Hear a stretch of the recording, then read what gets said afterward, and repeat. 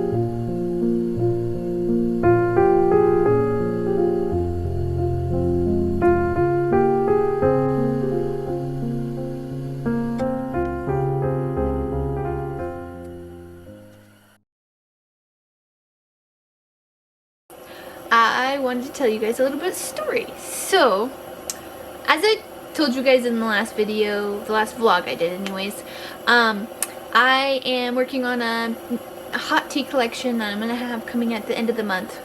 Well, funny story, I didn't notice it till I was pulling handles, because you know you're going through the clay and kind of moving it, but I think I might have made a mistake with my labeling, and I grabbed a bag of Bmix. I was pretty sure it was Bmix. It was labeled Bmix, but as I sat there pulling the handles, I just kept seeing more and more speckles. And Bmix has speckles anyways, just normally, just the way the clay is, it does have a couple of speckles in it. However, Laguna did come out with a new clay, which I have in my studio, and I don't really use terribly often because I'm still kind of experimenting with it, but they have a speckled Bmix. And I'm sure you guys can see where this is going. But I am pretty sure I mislabeled one of my speckled Bmix bags and used it for this new collection I have coming out. I'm not gonna know for sure until I actually, you know, fire it and stuff like that. They don't really show up until they've been, you know, fired to the correct temperature and stuff. So I won't know for sure until then.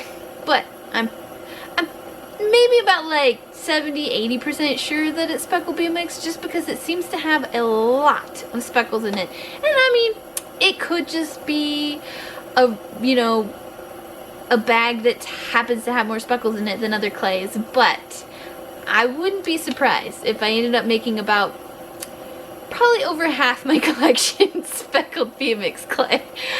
So today we're going to try to fix and remedy that situation. The only hard part and the thing that I'm a little frustrated with is I haven't done a lot of experimenting with how it reacts with glazes. And I know it takes my liner glaze really well, so I'm not worried about that. But as far as like the outside glazes I use, there was a lot of glazes I was planning on doing and a lot of glaze combos I was planning on doing that might not work so well with the speckled, or might react kind of weird having that extra additive in it. So yeah, that'll be kind of fun, and we'll see how that turns out. And I will keep you guys updated. For right now, we're just gonna fix a mistake and do some throwing. So, yeah.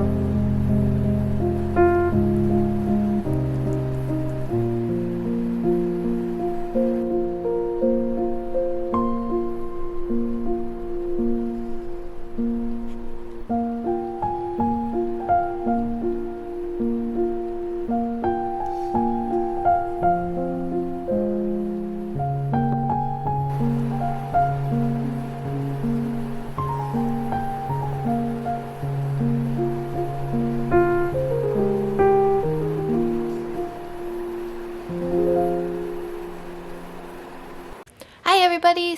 A couple days later, doing the glaze fire, I've got a lot of the pieces glazed. I'll show you them, and I will also show you, you know, loading up the kiln, stuff like that.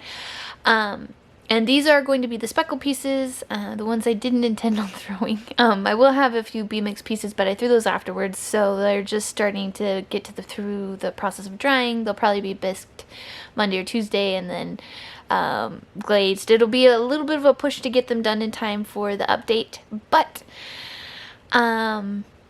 you know, that's just kind of how it works. And this will probably end up being a smaller update too, just because it's hard to work in the winter in the studio that doesn't have any heat or running water. So my collections tend to be a little bit smaller during that time of the year.